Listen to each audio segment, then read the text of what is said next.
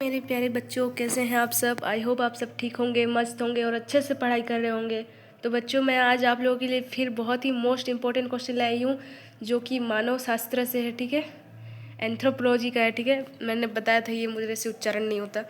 बच्चों, आज बहुत ही महत्वपूर्ण क्वेश्चन है आप लोग के लिए, और आपका बहुत ही नज़दीक है एग्ज़ाम। तो ज़्यादातर बच्चे कमेंट कर रहे हैं कि मैम मतलब सब्जेक्टिव का भी लाइए, तो मैं आज सब्जेक्टिव का लेके आई हूँ। अगर आप लोग चैनल पे नए हैं तो चैनल को सब्सक्राइब करें, वीडियो को लाइक करना ना भूलें। ठीक है, और आई एम सॉरी, आज मेरी तबीयत ख़राब है, बुखार आया है, फिर भी मैं बना रही हूँ, तो मैं ज़्यादा समझाऊँगी नहीं। ठीक है, आप लोग देख लेना। तो चलिए, हमारा पहला क्वेश्चन क्या है। तुम्हारा पहला क्वेश्चन है, देखिए क्या है। पहला क्वेश्चन है, सामाजिक मानव विज्ञान की परिभाषा दे। क्या है? सामाजिक मानव विज्ञान की परिभाषा दे। ठीक है, तो सामाजिक मानव विज्ञान की परिभाषा देखिए। सामाजिक मानव विज्ञान के भीतर अध्ययन का एक क्षेत्र है जो समग्र और तुलनात्मक दृष्टिकोण से मानव समाजों और संस्कृतियों की जांच करता है। यह दुनिया भर के लोगों के विभिन्न समूहों के सामाजिक और सांस्कृतिक प्रथाओं, विश्वासों और व्यवहारों को समझने का केंद्रित है। ठीक है, क्या है? सामाजिक मानव विज्ञान का परिभाषा ये है। ठीक है, लिख लीजिएगा और याद कीजिएगा। हाँ, 2-3 बार पढ़िएगा ना, तो बहुत ही मैंने सरल भाषा में लिखा हुआ है, आप लोग समझ जाइएगा। ठीक है, तो चलिए अब नेक्स्ट क्वेश्चन की ओर आगे बढ़ते हैं। तो हमारा नेक्स्ट क्वेश्चन क्या है? हमारा नेक्स्ट क्वेश्चन है, विवाह की परिभाषा दे। बताओ। ये टाइपिंग आज मैंने खुद नहीं किया, किसी को करने दिया, तो ये विवाह में ह लिखना भूल गया। चलो कोई नहीं, आप लोग विवाह पढ़ना। ठीक है, विवाह की परिभाषा दे। ठीक है, विवाह क्या है? विवाह दो लोगों के बीच होता है, दो परिवारों के बीच एक संबंध होता है। आप लोगों को तो शादी विवाह के बारे में पता ही होगा सबको, मुझे नहीं लगता इतना किसी को नहीं पता होगा कि विवाह क्या होता है। आप इसमें बहुत बढ़ा के अगर ये लॉन्ग में लिखा ना, लॉन्ग में दिया ना, तो आप लोग बहुत आसानी से लिख पाओगे विवाह के बारे में, क्योंकि वो हमारी फैमिली मैटर होती है, फैमिली का चीज़ होता है विवाह। देखिए आंसर क्या है। विवाह दो लोगों के बीच एक सामाजिक या धार्मिक मान्यता प्राप्त मिलन है, जो उन लोगों के बीच साथ ही उनके और किसी भी परिणामी जैविक या दत्तक बच्चों तथा समधियों के बीच अधिकारों और दायित्वों का स्थापित करता है, दायित्व को स्थापित करता है। ठीक है, उसको क्या कहते हैं? विवाह कहते हैं। चलो अब नेक्स्ट क्वेश्चन की ओर आगे बढ़ते हैं। नेक्स्ट क्वेश्चन है, देखिए प्लीज़ बच्चों वीडियो लास्ट तक देखना, बहुत ही ज़रूरी है। आप लोगों का एग्ज़ाम भी बहुत नज़दीक है, 4 तारीख को है शायद, मेरे हिसाब से 4 तारीख को ही है एग्ज़ाम। चलिए देखिए, पहले तीसरा क्वेश्चन क्या है हमारा। जनजातीय गांव किसे कहते हैं? जनजातीय गांव किसे कहते हैं? तो जनजातीय गांव एक जनजातीय या स्वदेशी समूह द्वारा बसाया गया एक बस्ती या समुदाय को संदर्भित करता है। जनजातीय गांव आमतौर पर शहरी केंद्र से दूर ग्रामीण या दूर दराज के इलाकों में पाई जाते हैं। ठीक है, ये गांव इकाइयों के रूप में काम करते हैं, जहां वो एक दूसरे के करीब रहते हैं और विशिष्ट संस्कृति, सामाजिक और आर्थिक प्रथाओं को बनाए रखते हैं। ठीक है, जनजातीय गांव में वही तो होता है, संस्कृति को बनाए रखते हैं, अपने आर्थिक मतलब सामाजिक चीज़ों को बनाए रखते हैं, एक दूसरे के करीब रहते हैं। गांव में हर कोई अपने साथ नाता जोड़ता है। ठीक है, लेकिन आप शहर में ये चीज़ नहीं देख पाओगे। शहर में कोई सामने एक ही कमरे में, एक ही मतलब फ्लैट में, लेकिन आप समझ नहीं सकते वो लोग एक दूसरे को जानते भी नहीं है। लेकिन गांव में ऐसा नहीं होता है। ठीक है, गांव के पूरे गांव के लोग एक दूसरे को जानते हैं। चलो अब नेक्स्ट क्वेश्चन की ओर आगे बढ़ते हैं। एक मिनट। तुम्हारा नेक्स्ट क्वेश्चन क्या है बच्चों? हमारा नेक्स्ट क्वेश्चन है, देखिए अनुसूचित जनजाति से आप क्या समझते हैं? ये 2018, 20 और 23 में पूछा था। ठीक है, बहुत ही मोस्ट इंपॉर्टेंट क्वेश्चन है। ठीक है, तो बिल्कुल भी इसको इग्नोर मत करना, देखो अच्छे से, सारे क्वेश्चन आप लोगों के लिए बहुत इंपॉर्टेंट है। देखिए आंसर क्या है। संविधान के अनुच्छेद 342 के अनुसार अनुसूचित जनजातियों वे आदिवासी या आदिवासी समुदाय या इन आदिवासियों और आदिवासी समुदाय का भाग या उनके समूह हैं, जिन्हें राष्ट्रपति द्वारा एक सार्वजनिक अधिसूचना द्वारा इस प्रकार घोषित किया गया। ठीक है, अनुसूचित जातियों से आप क्या समझते पूछेगा तो ये आंसर लिख देना। ठीक है, बहुत मेहनत करो, आप लोग एग्ज़ाम बिल्कुल नज़दीक है। मैंने भी एग्ज़ाम दिया, मुझे पता है ना एग्ज़ाम का मतलब क्या होता है, लेकिन मैं बिल्कुल भी लापरवाही नहीं कर रही। आप लोगों के लिए बहुत मोस्ट इंपॉर्टेंट क्वेश्चन चुन के लाई हूँ, खुद आप समझ सकते हो। तबीयत ख़राब है फिर भी बनाओ, इसको लाओ, बहुत मेहनत लगती है जी, वीडियो बनाना आसान नहीं है।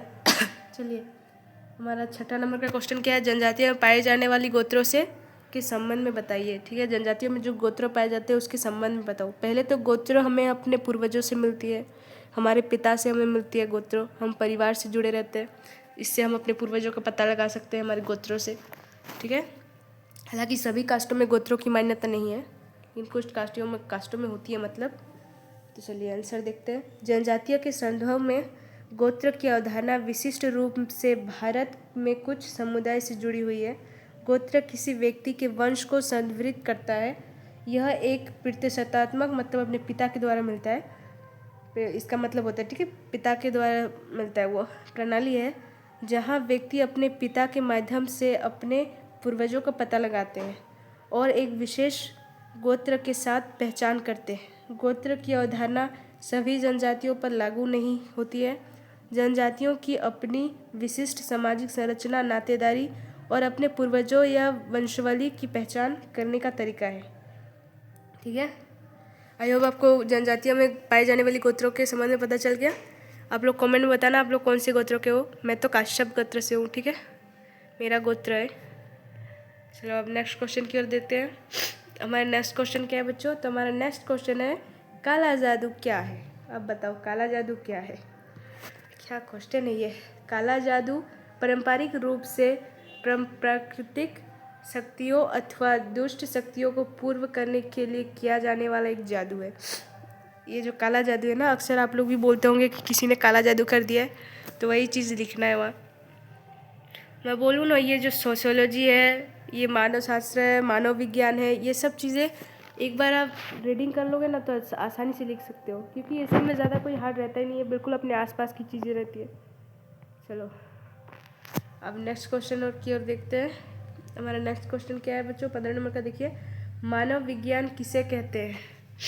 मानव विज्ञान की विषय वस्तु के बारे में उल्लेख करें। ठीक है, मानव विज्ञान किसे कहते हैं पूछ रहा है। ठीक है, तो देखिए आंसर क्या है। मानव विज्ञान पूरे इतिहास में और विभिन्न भौगोलिक क्षेत्र में मनुष्य, उनके व्यवहार, संस्कृति और समाजों का वैज्ञानिक अध्ययन है। मानव विज्ञान का शाब्दिक अर्थ मानव विज्ञान एक समग्र अध्ययन है, क्योंकि एक संस्कृति, जीव विज्ञान, इतिहास और पर्यावरण के विभिन्न कोणों से मानव अस्तित्व को समझने की कोशिश करता है। ठीक है, अमेरिका एंथ्रोपोलॉजिकल एसोसिएशन ने मानव विज्ञान को अतीत और वर्तमान मनुष्य के अध्ययन के रूप में परिभाषित किया है। ठीक है, आई होप आपको मानव विज्ञान किसे कहते हैं समझ में आ गया। अब मानव विज्ञान की वस्तुओं का उल्लेख देखिए आगे, विषय वस्तु का उल्लेख। तो अब पहला है मानव विज्ञान की विषय वस्तु निम्नलिखित है। मैं बताऊँ आंसर में बिल्कुल ऐसे लिखना है, पॉइंट बाय पॉइंट, बहुत अच्छे नंबर मिलते हैं पॉइंट बाय पॉइंट मिलोगे। ठीक है, एक के साथ सभी को गुड़माटी नहीं कर देना है, पॉइंट बाय पॉइंट बना के लिखना, बहुत उसमें आपको नंबर मिलेंगे। मैं टॉपर स्टूडेंट हूँ अपने कॉलेज की, मुझे पता ना कैसा होता है, कैसे नंबर मिलता है। चलो तो देखिए ऐसे लिखना बिल्कुल, मानव विज्ञान की विषय वस्तु निम्नलिखित है। ठीक है, तो चलिए पहला है संस्कृति मानव विज्ञान, जिसमें हमारी संस्कृति, रीति रिवाज, विश्वासों का मूल्य, सामाजिक मानदंड है। ठीक है, संस्कृति मानव विज्ञान। तो क्या चलिए इनसे देखते हैं। मानव विज्ञान समाजों की सांस्कृतिक प्रणालियों व प्रथाओं की जांच करता है। यह इस बात को पड़ताल करता है कि भाषा, रीति रिवाज, विश्वासों, मूल्य, सामाजिक मानदंडों के माध्यम से अर्थ कैसे बनाते हैं, साझा करते हैं और व्याख्या करते हैं। संस्कृति मानव विज्ञान में ये सब चीज़ें होती है। ठीक है, अब दूसरा है जैविक शारीरिक मानव विज्ञान। ठीक है, जैविक शारीरिक मानव विज्ञान। तो देखिए आंसर क्या है। जैविक इकाइयों के रूप में मनुष्य का अध्ययन भी इस विषय के अंतर्गत आता है। यह मानव विज्ञान मुख्य मानव जीवाश्मों के वैज्ञानिक अध्ययन और मानव आनुवंशिकी से काफ़ी हद तक चिंतित है। मानव जीवाश्मों में मनुष्य की विकासादि इतिहास को जानने के लिए प्रयास किया जाता है। मानव आनुवंशिकी का क्षेत्र मानवीय विविधता क्षेत्र में रोग वितरण और आनुवंशिक स्तर पर मानव अनुकूलन को समझने की कोशिश करता है। ठीक है, ये सब किस में होता है? जैविक या शारीरिक मानव विज्ञान में होता है। ठीक है, चलिए अब नेक्स्ट की ओर देखते हैं। तीसरा नंबर क्या है हमारा? तीसरा पॉइंट है पुरातत्व। पुरातत्व पुरानी अतीत के समाजों को निकालना। पुरातत्व मतलब संस्कृति की। पुरातत्व को इतिहास में भी पढ़ते हैं, सोशियोलॉजी में पढ़ते हैं, मानव शास्त्र में पढ़ते हैं। बताओ, ये पुरातत्व हर जगह आता है। तो देखिए, पुरातात्विक मानव विज्ञान पुराने अतीत के समाजों और संस्कृति का अध्ययन भी मानव विज्ञान के अधीन आता है। इस शाखा में मनुष्य जोर उन समाजों के आधार पर पिछले समाजों की पुनर्निर्माण पर है जो कलाकृतियों, गुफा चित्रों आदि के रूप में प्रकट हुआ। मानव वैज्ञानिक उन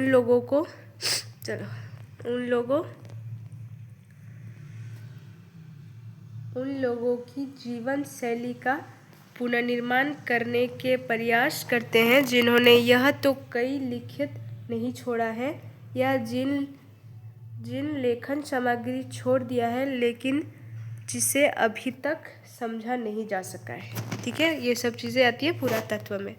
तो यहाँ पे क्या ठो पॉइंट लिखे हम?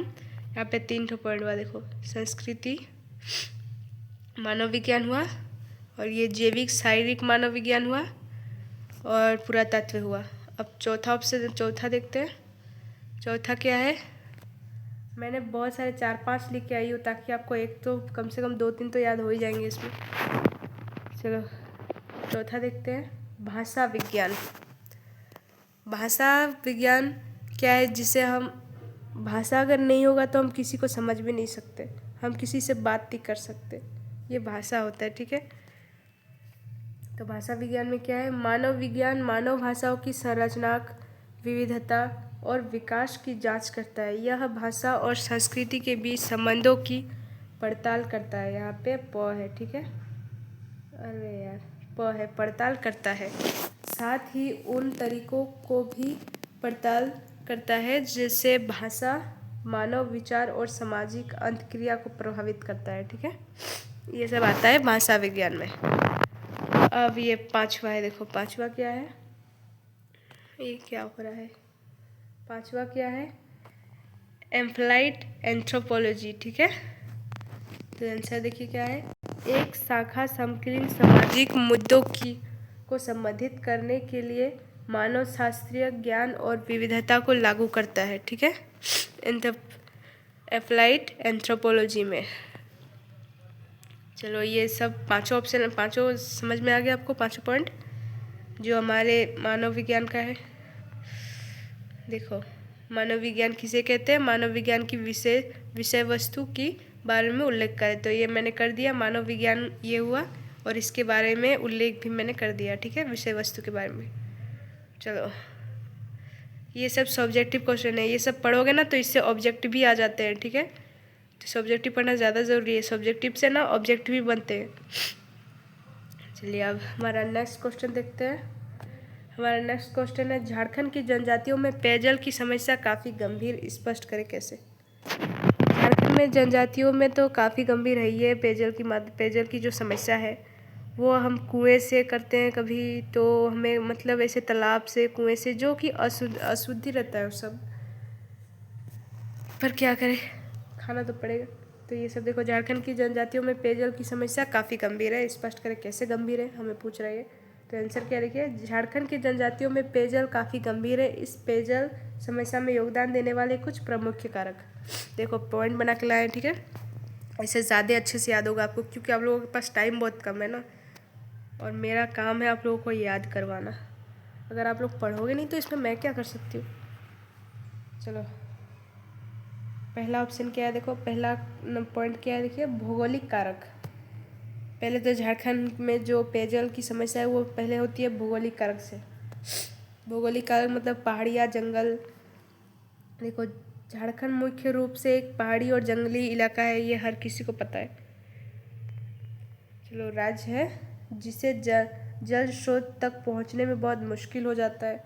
कई जनजातियां गांव, दूर दराज के क्षेत्र में स्थित जल निकाय या जल आपूर्ति के बुनियादी ढांचे से दूर हैं। ठीक है, बहुत सारे गांव ऐसे हैं जो दूर दराज में बहुत दूर दूर से पानी लाते हैं। चलिए दूसरा पॉइंट क्या है? दूसरा पॉइंट है अपर्याप्त बुनियादी ढांचा। ठीक है, उचित बुनियादी ढांचे की कमी जैसे कि पाइपलाइन और जल उपचार संयंत्र समस्या का बढ़ा देता है। ठीक है, अधिकांश आदिवासी समुदाय पानी के लिए हैंडपंप, कुओं और जलाधारों पर निर्भर है, जो अक्सर दूषित और अभोग के लिए असुरक्षित होता है। ठीक है, बिल्कुल कुआं से भी मतलब हम पाइपलाइन मतलब हम लोग जो हैंडपंप, कुआं, जलधाराओं से हम लोग पानी पीते हैं वो खुले रहते हैं दिन भर, तो वो कहीं ना कहीं दूषित रहते हैं, पर क्या करें, पीना तो पड़ेगा। झारखंड में पहाड़ी इलाका है, इससे पानी की थोड़ी कमी है। चलिए अब नेक्स्ट पॉइंट देखते हैं, जल प्रदूषण। जल प्रदूषण खुले में शौच, खराब स्वच्छता प्रजाओं और औद्योगिक गतिविधियों सहित विभिन्न कारकों के कारण अक्सर जल प्रदूषण का सामना करना पड़ता है। जल प्रदूषण क्या होता है? सामने फैक्ट्री है ना, फिर भी वहाँ से जल प्रदूषण होता है। ठीक है, फैक्ट्री से 3 चीज़ें बहुत ज़्यादा होती है, जल प्रदूषण, वायु प्रदूषण, ध्वनि प्रदूषण। फैक्ट्रियों से होती है, ठीक है, मतलब उद्योगों से होती है। और खुले में शौच करना वो भी जल प्रदूषण के लिए हानिकारक है, जल प्रदूषण होता है उससे भी।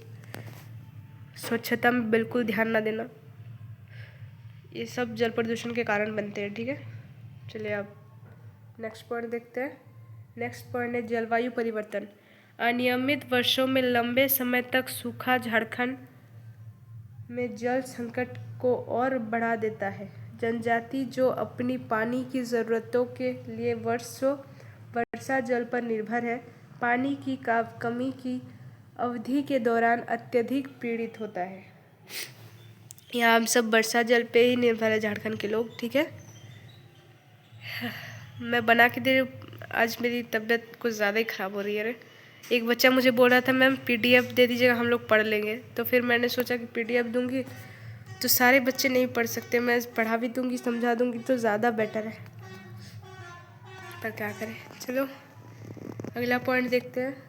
अगला पॉइंट है, देखिए, जागरूकता और शिक्षा की कमी। यहाँ है झारखंड में जनजाति क्षेत्र में शिक्षा और जागरूकता कार्यक्रमों तक सीमित पहुँच, उचित स्वच्छता प्रथाओं और जल प्रबंध तकनीकों को अपनाने में बाधा डालती है। जान की यह कमी जलजनित रोगों और अस्वच्छ जल स्रोतों के चक्र में बनाए रखती है। ठीक है, क्या होता है? जल जागरूक शिक्षा की कमी। तो ये झारखंड के जल प्रदूषण के बारे में देखो पता चल गया। ये 5 ऑप्शन है, 5 मतलब पॉइंट है। 5 में अगर आप लोग 4 भी याद कर लें तो बहुत बड़ी मेहरबानी होगी, खुद के लिए होगी आपका, क्योंकि एग्ज़ाम अगर पार हो गया तो आप उसको वापस खींच के नहीं ला सकते। अभी मेहनत कर लो, उसके बाद मत करना कुछ भी। अभी मेहनत करो एग्ज़ाम तक, नहीं तो एग्ज़ाम पार हो जाएगा उसके बाद पढ़ाई करोगे, वो आप दोबारा वापस नहीं ला सकते एग्ज़ाम को। चलिए अब नेक्स्ट क्वेश्चन क्या है? नेक्स्ट क्वेश्चन है मुंडा जनजातियों के मुख्य पूर्व त्यौहार को लिखे। मुंडाओं के मुख्य पूर्व त्यौहार क्या क्या है? फागु है, करम है, सरुल है। तो उनका जो मुख्य त्यौहार है ना वो ज़्यादातर सरुल है। ठीक है, चलिए आंसर देखते हैं। आंसर क्या है? मुंडा जनजाति माघे, फागु, करम, सरुल और सहरई इत्यादि जैसे कई त्यौहार मानती है। सरुल मुंडा का महत्वपूर्ण त्यौहार है। फूलों की सारना और पहाड़ लाते हैं, जिसे मुंडा के सब देवताओं को बढ़ावा दिया जाता है। माघे पूर्वजों की आत्मा पूजन के लिए पुष्य महीने के पूर्व चंद्रमा दिवस में मनाया जाता है। ये जो माघे है ना, ये चीज़ मनाया जाता है इस दिन, पुष्य महीने के पूर्व चंद्रमा दिवस के दिन। ठीक है, चलिए अब आगे देखते हैं। आगे क्या है? फरवरी मार्च महीने में फागु उत्सव मनाया जाता है। यह सांप्रदायिक शिकार द्वारा विशेषता बतलाता है। इस अवसर पर गांव के देवता की पूजा की जाती है। गांव की समृद्धि के लिए अगस्त सितंबर में कई उत्सव मनाया जाता है। सहरई अक्टूबर नवंबर के महीने में मनाया जाता है। सहरई रात के अगले सुबह मवेशी शेड़ पर चावल और बेर धोकर छिड़कर देते हैं। ठीक है, ये पूजा ना हर कोई झारखंड में अक्सर जो लोग हैं ना वो करते हैं, गांव में जो ज़्यादातर होता है। मैं भी गांव से ही हूँ, मुझे पता है। चलो ये तो समझ में आ गया। देखिए अगर नहीं लिखे तो लिख लीजिए। चलिए अब नेक्स्ट क्वेश्चन के आगे बढ़ते हैं। नेक्स्ट क्वेश्चन क्या हमारा? नेक्स्ट क्वेश्चन है आदिम समाज का अर्थ बताइए। ये जो झारखंड में आदिम समाज पाई जाती है उसका अर्थ बताने के लिए बोल रहा है, ठीक है। तो आंसर देखते हैं। समाज के सबसे आरंभिक रूप को जो जनजातीय समाज के रूप में दिखाई देता है आदिम समाज कहते हैं उसे, ठीक है। इन समाजों का संबंध मानव सभ्यता के विकास के आरंभिक युग से है। वास्तव में इन समाजों की प्राचीनता के दृष्टिकोण से ही आदिम समाज कहा जाता है, ठीक है। चलिए अब नेक्स्ट क्वेश्चन की ओर चलते आए हुए। आपको आदिम समाज का अर्थ पता चल गया, देखिए लिख लीजिए। चलिए अब नेक्स्ट क्वेश्चन देखते हैं। हमारा अगला क्वेश्चन क्या है? हमारा अगला क्वेश्चन है, ये क्या हो रहा है? अगला क्वेश्चन है असुर जनजाति पर संक्षिप्त टिप्पणी लिखे, ठीक है। असुर जनजाति पर संक्षिप्त टिप्पणी लिखने के लिए बोल रहे हैं। तो ये जो असुर भारत में रहने वाली एक प्राचीन आदिवासी समुदाय है। असुर जनसंख्या का घनत्व मुख्यतः झारखंड और आंशिक रूप से पश्चिम बंगाल और उड़ीसा में है, ठीक है। झारखंड में असुर मुख्य रूप से गुमला, लातेहार, प्लामू और लोहरदगा, प्लामू और लातेहार जिले में निवास करते हैं। असुर में यह विश्वास है कि उन्हें आसपास पहाड़ियों और वृक्षों पर अनेक देवी देवता रहते हैं मतलब। और यदि समय पर वेगा मतलब क्या होता है? पुजारी, ठीक है, द्वारा उन्हें प्रसन्न ना करने पर उनके परिवार और गांव में प्रकोप आ जाता है। मतलब वहाँ मतलब बहुत प्रकोप, मतलब देखिए एक बार इंद्र देवता का प्रकोप आया था धरती पर जब उसकी पूजा नहीं हुई थी। वैसे ही उनको लगता है कि अगर उनकी भगवान को वो लोग खुश ना करे तो उनके गांव में प्रकोप आ जाता है, ठीक है। भगवान उनके गांव पे गुस्सा हो जाते हैं। चलिए सेगबोंगा इनका सर्वप्रथम देवता है। इनका जो असुर जाति होगा ना, सेगबोंगा इनका सर्वप्रथम देवता है। इनका वर्गीकरण प्रोटो एस्ट्रलाइट है तथा इनकी असुरी भाषा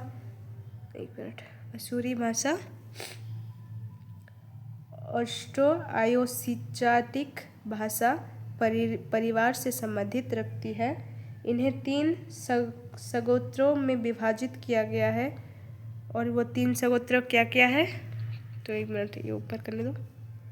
वो 3 है वीर असुर है, ओगोरिया असुर और विरजिया असुर, ठीक है। तो ये 3 प्रकार के असुर ये ऑब्जेक्टिव में भी पूछ सकता है आपको, ठीक है।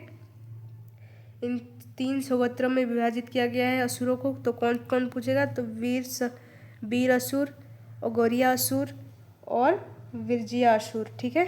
वे सरूल, कर्मा, धनमुमि, कंडेउल्टा, राज करम जैसे त्योहार मानते हैं।